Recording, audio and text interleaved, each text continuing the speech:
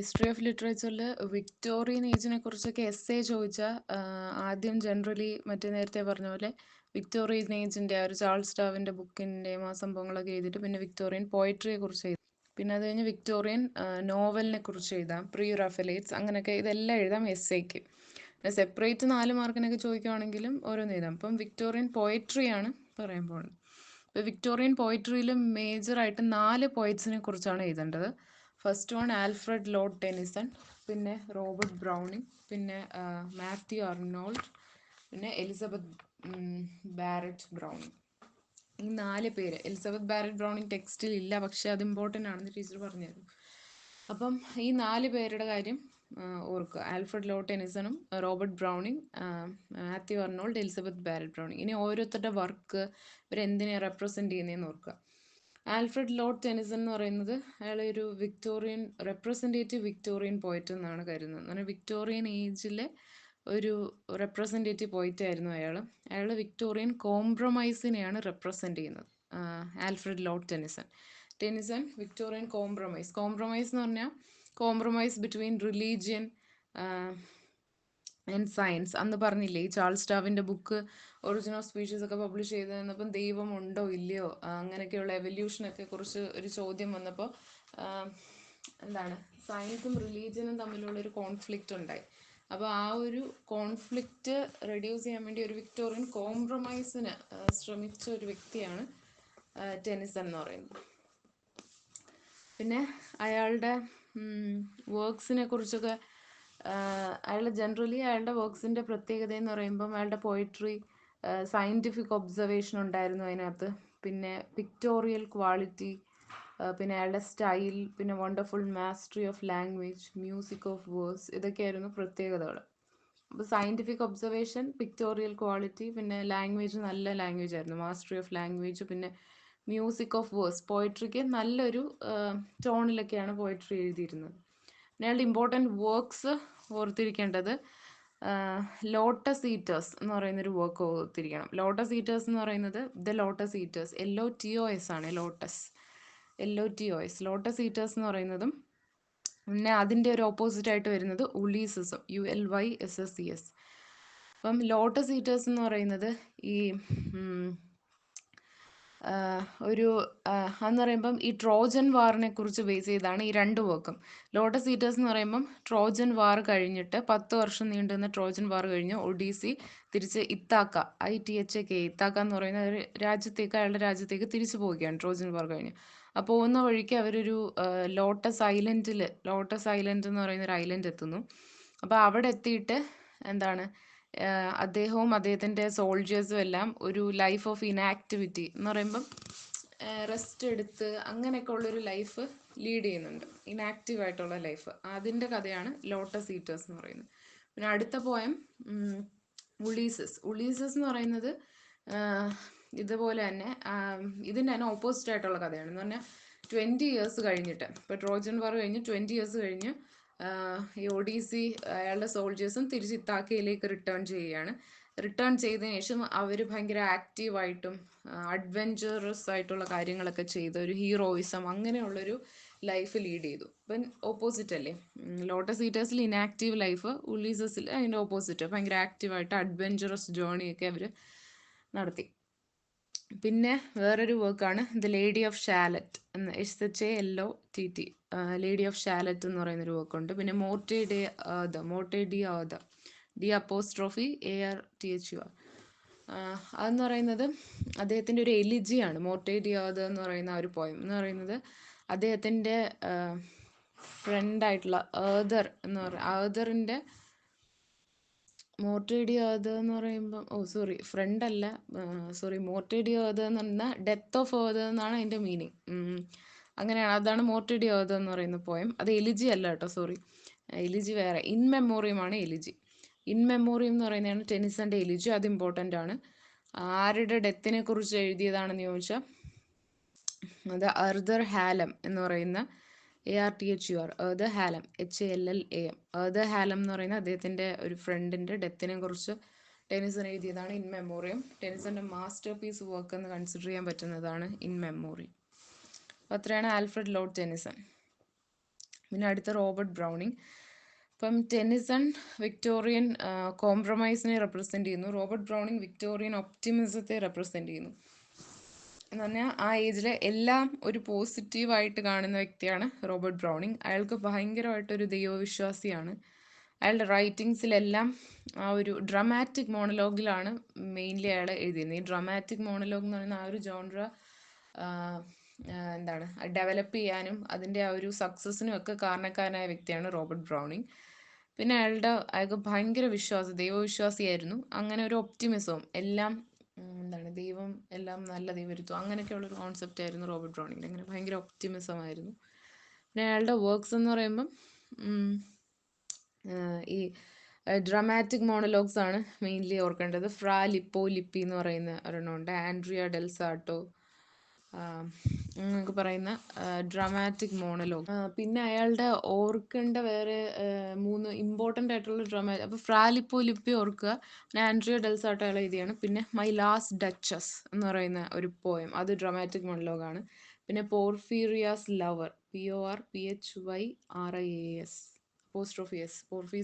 പോർഫീറിയാസ് lover.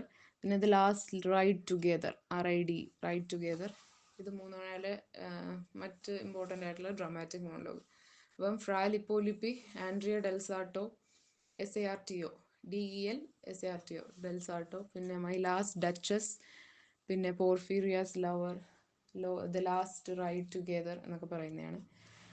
പിന്നെ optimism ആയിരുന്നു അയാളുടെ പോയിട്രിയിലൊക്കെ മെയിൻലി ഉണ്ടായിരുന്നത്. ഫെയ്ത്ത്, ഒപ്റ്റിമിസം, സൈക്കോളജിക്കൽ പോയംസ് ആയിരുന്നു, അനലിറ്റിക്കൽ ആയിരുന്നു എന്നൊക്കെ പറഞ്ഞു. അടുത്ത മാത്യു അർണോൾഡ് വിക്ടോറിയൻ കോൺഫ്ലിക്റ്റിനെ അല്ലെങ്കിൽ പെസിമിസം, നെഗറ്റിവിറ്റി അതിനെയാണ് റെപ്രസെൻറ്റ് ചെയ്യുന്നത്. കോൺഫ്ലിക്റ്റ് അല്ലെങ്കിൽ പെസിമിസം. മാത്യു അർണോൾഡിൻ്റെ പോയിട്രി എന്ന് പറയുന്നത്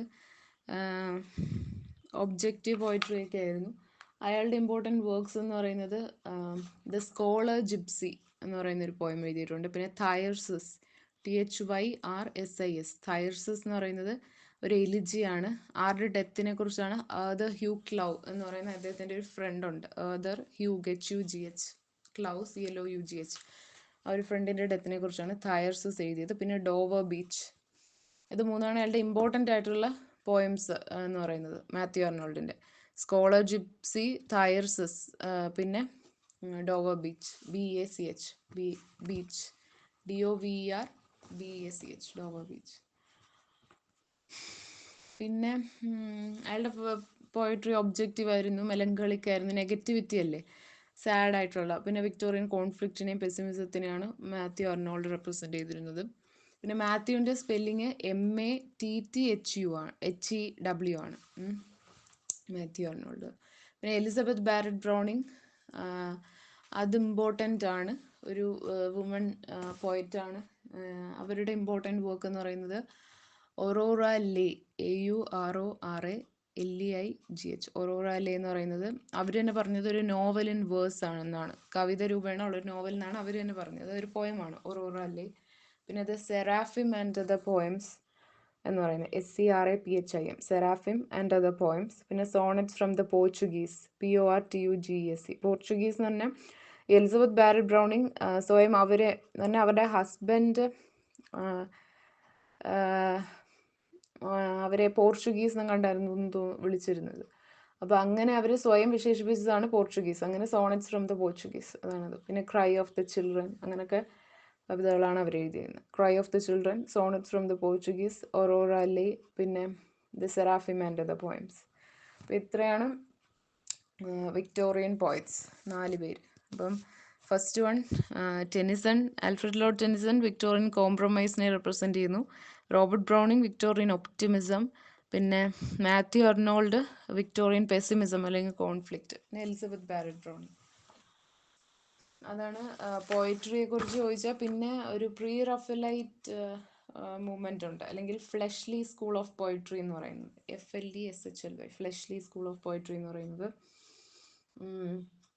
അതെന്ന് പറയുമ്പം സത്യത്തിൽ പ്രീ റഫലൈറ്റ് ആ ഒരു ഗ്രൂപ്പ് സ്റ്റാർട്ട് ചെയ്തത് DG റോസറ്റി, ഡാൻറ്റെ ഗബ്രിയേൽ റോസറ്റി ആണ് സ്റ്റാർട്ട് ചെയ്തത്. അത് സത്യത്തിൽ ആദ്യം ഇറ്റാലിയൻ പെയിൻറ്റേഴ്സ് ആണ് ഈ മൂവ്മെൻറ്റ് സ്റ്റാർട്ട് ചെയ്തിരുന്നത്. എന്ന് പറഞ്ഞാൽ ആ പെയിൻറ്റിങ്ങിലുള്ള ആ ഒരു പണ്ടുള്ള പെയിൻറ്റിങ്ങിലെ ഫ്രഷ്നെസ്സും ഫ്രീഡം ഒക്കെ തിരിച്ച് റിവൈവ് ചെയ്യാൻ പുതുക്കി വീണ്ടും കൊണ്ടുവരാൻ വേണ്ടി ഇറ്റാലിയൻ പെയിൻറ്റേഴ്സ് സ്റ്റാർട്ട് ചെയ്തതാണ്.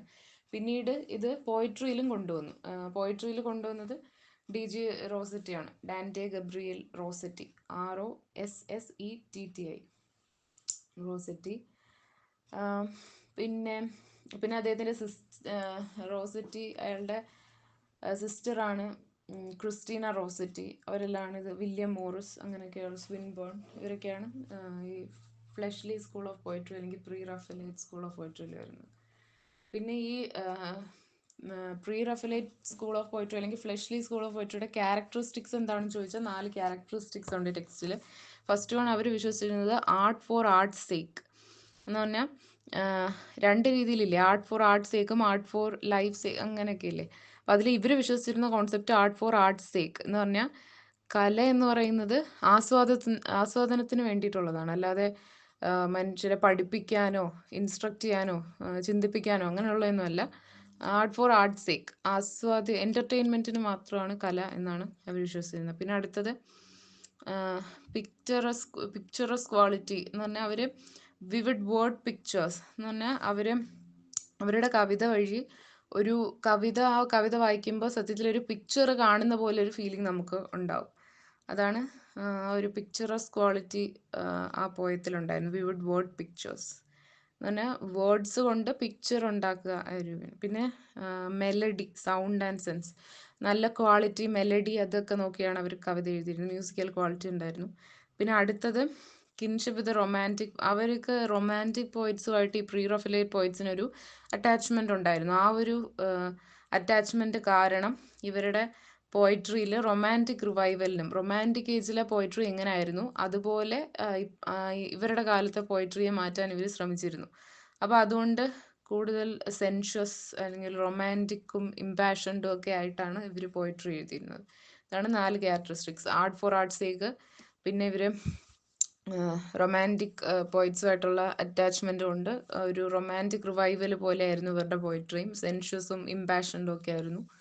പിന്നെ ഇവരുടെ പോയിട്രിയിൽ മ്യൂസിക്കൽ ക്വാളിറ്റി അല്ലെങ്കിൽ സൗണ്ട് ആൻഡ് സെൻസ് ആ ഒരു ക്വാളിറ്റി ഉണ്ടായിരുന്നു. പിന്നെ പിക്ചറസ് ക്വാളിറ്റി അല്ലെങ്കിൽ വേർഡ് പിക്ചർ, ഒരു വിവിഡ് വേർഡ് പിക്ചർ അവരുടെ പോയിട്രിയിൽ ഉണ്ടായിരുന്നു.